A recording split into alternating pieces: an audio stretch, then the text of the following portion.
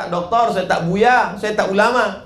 Tapi sesungguhnya amal kita sudah menginspirasi orang, sudah membuat hati dan pikiran terbuka. Berapa banyak justru ceramah tidak aplikatif, tidak diamalkan. Kabura maqtan indallah, murka yang paling besar bagi Allah Subhanahu wa taala. Murka yang paling besar yang dikatakan Allah Subhanahu wa taala, antaqulu ma la taf'alun, kamu hanya berbicara tapi kamu tidak mengamalkannya.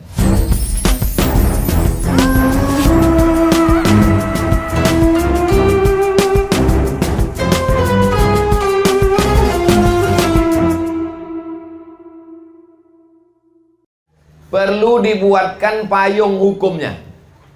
Banyak rumah Quran, buat rumah Quran kebetulan lagi tren, tiba-tiba nanti tren ini berubah. Karena namanya dunia ini mengalami perubahan yang begitu pesat. Nanti begitu trennya berubah, payungnya tak ada. Payungnya itu adalah yayasan. Maka walaupun nampaknya saya tausiah di depan rumah Quran Nurul Istighfar, tapi ini ditonton oleh saudara kita dari Sabang sampai Papua yang ada di perantauan mencari nafkah, di kampungnya dia buat rumah Quran. Jangan lupa siapkan payung hukumnya, yayasan yang terdiri minimalis 5 orang. Pembina, pengawas, ketua, sekretaris, bendahara, melalui notaris, daftarkan di Menhukham, maka inilah yang nanti akan menjadi payung hukum. Jadi kalau kita membuka formal, non formal mungkin anak-anak di sekitar datang diantarkan ngaji. Dari mulai Iqra, setelah bisa baca Quran mulai menghafal. Tapi setelah itu nanti non formal ini tidak selamanya orang hadir karena dia tidak terikat. Maka mesti ada yang mengikat. Maka untuk mengikat itu dibuatkan formal, paling tidak TK. Simple dan simbol yang dipakai itu sederhana saja. Tamat TK, hafal juz amma. Tak usah panjang-panjang. Hari ini anak TK diajarkan menyanyi, menari, tidak salah.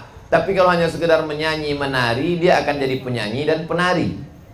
Apa yang mau dibawa bekal menghadap Allah Subhanahu wa taala? Simple slogannya. Tamat TK, hafal juz amma. Meleleh air mata kita menengok anak TK membaca amma yatasaalun sampai habis. Istri pun bertanya ke suaminya, "Kenapa bang menangis?" "Aku cuman kul huwallah aja." Anak ini bisa pula begini. Berapa banyak anak belum bisa baca Quran tapi hafal Quran. Kok bisa? Kok bisa anak ini menghafal juz amma yatasaalun sampai ke An-Nas padahal dia belum bisa baca. Bacaannya Iqra. Karena anak-anak ini diberikan Allah kecerdasan yang luar biasa. Dia bisa mendengar langsung hafal 2-3 kali. Kecerdasan inilah yang tidak akan terulang. Ini disebut dengan the golden age. Golden emas, age usia emas yang tak terulang. Kita sekarang keinginan kuat, tapi kemampuan untuk menghafal, jangankan mau menghafal ayat, menghafal nama-nama yang disebut Ustaz Ramon tadi aja udah saya coba tak sanggup. Akhirnya pukul rata para ustaz, bapak-bapak, ibu-ibu, hadirin hadirat. Itu jurus terakhir. Apa maknanya? Kita manfaatkan anak-anak kita ini 2 jalur, formal, non formal. Jadi kalau formalnya itu berawal dari TK Quran, SD Quran, SMP Quran, SMA Quran. Dan Ustaz Ramon tidak hanya sekedar slogan, anak beliau di Darul Quran Mulia Bogor. Kita sama doa supaya beliau menjadi penghafal Quran. Luruskan mindset cara berpikir. Nanti kalau anak saya jadi penghafal Quran, apakah dia hanya menjadi ustadz, menjadi imam tarawih, menjadi imam di masjid? Dia bisa jadi dokter spesialis, dia bisa jadi polisi dan tentara, dia bisa jadi kepala dinas, kepala kantor, dia bisa jadi apapun.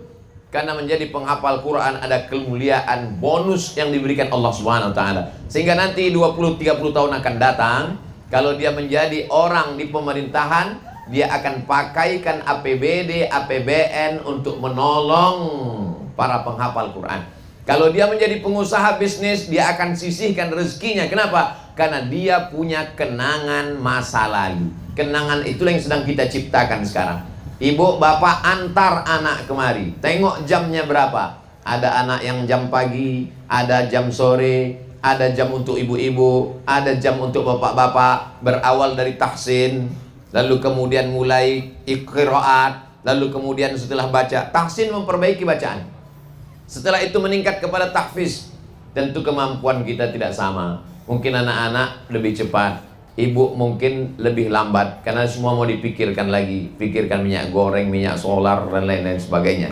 Sudah bercampur-campur di kepala kita. Tapi semua ini kita laksanakan. La yukallifullahu nafsan illa usaha. Allah tidak akan membebani kita lebih daripada kemampuan kita. Yang penting kita sudah berbuat, bertawakal kepada Allah. La haula wa la quwata illa billahil aliyil azim. Maka kalau ini kita laksanakan, dua-duanya dapat, formalnya dapat, non formalnya dapat. Pengajian sore tinggal lagi disusun. Adapun para asatis ustaz kita, masya Allah, para asatis mereka akan datang untuk memberikan apa yang mereka pelajari selama ini di Kairo, yang mereka pelajari di pondok pesantren. Untuk ibu-ibu, bapak-bapak, apalagi tempatnya bagus, strategis, datang kemari. Jangan pernah merasa nanti ada masanya waktu luang. Ini kekeliruan yang luar biasa. Kapan kamu belajar? Nantilah Pak Ustadz belajar kalau sudah pensiun. Rupanya sudah pensiun makin penuh. Kenapa penuh? Anak mulai menitipkan cucu-cucu. Kapan kamu mulai belajar? Nantilah kalau anak ini sudah kuliah. Ternyata anak sudah kuliah, kita pun tak sempat lagi untuk belajar. Kenapa? Karena kalau anak sudah pergi kuliah, kita mesti pula datang menjenguk dia dan lain sebagainya. Sempat-sempatkan selagi ada waktu, maka buatkan programnya. Ke depan insya Allah Ustaz Ramon beserta para asatis, guru-guru kita semua membuatkan ini jam untuk anak-anak, ini untuk bapak-bapak, ini untuk ibu-ibu. Dari mulai kelas yang paling bawah Iqra, naik ke atas membaca Quran, lalu kemudian menghafal Quran. Ada kelas memahami bacaan Quran terjemah, ada kelas tafsirnya. Ini untuk yang non formal. Yang formalnya berawal dari TK, SD, SMP, SMA.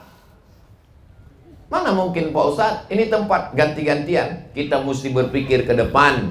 1 tahun, 2 tahun, 3 tahun, 5 tahun, 10 tahun akan datang.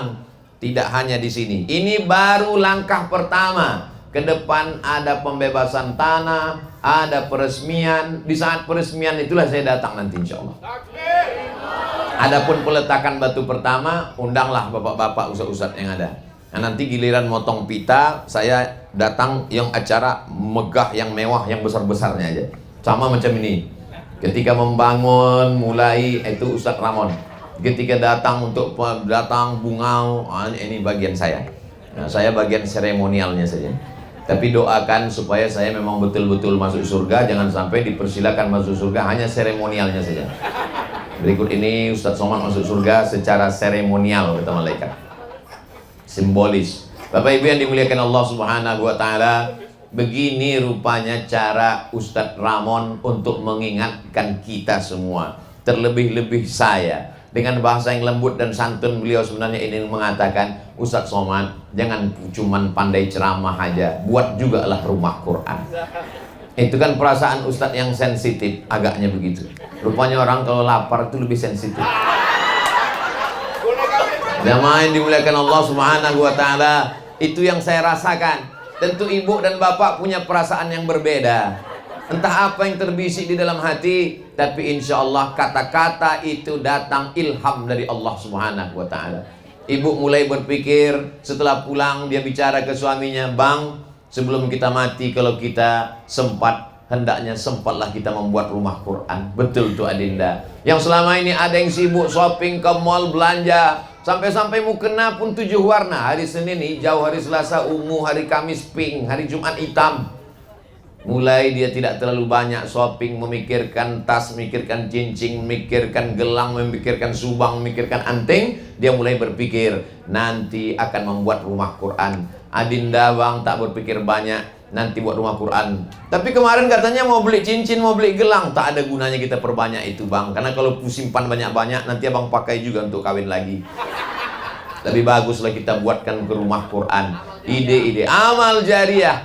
Man sanna fil islami sunnatan hasanatan. Siapa yang membuat suatu tradisi yang baik, falahu ajruha, dia dapat pahalanya. Wa ajru man amila biha min ba'di. Setelah meninggal dunia, terinspirasi orang melihat apa yang dilakukan hari ini, ditonton orang tausiah ini, orang bertanya-tanya, apa yang disampaikan Ustaz Somad itu? Ditengoknya di belakang, Nurul Istighfar. Di mana ini? Di Batam. Jalan-jalan dia ke Batam. Sebelum menyeberang ke Singapura, Mudah-mudahan dia masuk.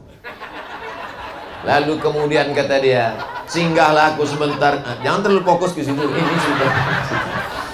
Nah, lalu kemudian ditengoknya, kalau begitu aku pun membuat juga lah ruko kita yang di sana tuh, kita buat juga lah nanti rumah Quran. Dan mereka berkunjung kemari, tidak hanya sekedar menengok, mereka tanya, kalau kita buat rumah Quran itu yang dipersiapkan apanya? Payung hukumnya apa? Yayasan namanya. Isinya berapa orang? Ini. Kegiatannya apa aja? Ada non formal, ada informal, ada formal. Yang formal itu apa saja? Berawal dari mana? Bagaimana cara cari gurunya? Bagaimana mengatur jamnya untuk ibu-ibu, jam berapa untuk bapak-bapak? Bagaimana cara operasionalnya? Nah, ini semua berduyun-duyunlah orang untuk mencari pengetahuan. Itulah sesungguhnya amal jariah. Banyak orang berpikir, saya ini tak ustaz, saya tak profesor, saya tak doktor, saya tak buya, saya tak ulama. Tapi sesungguhnya amal kita sudah menginspirasi orang, sudah membuat hati dan pikiran terbuka. Berapa banyak justru ceramah tidak aplikatif, tidak diamalkan. Kabura maqtan indallah, murka yang paling besar bagi Allah Subhanahu wa taala. Murka yang paling besar yang dikatakan Allah Subhanahu wa taala, antaqulu ma la taf'alun, kamu hanya berbicara tapi kamu tidak mengamalkannya.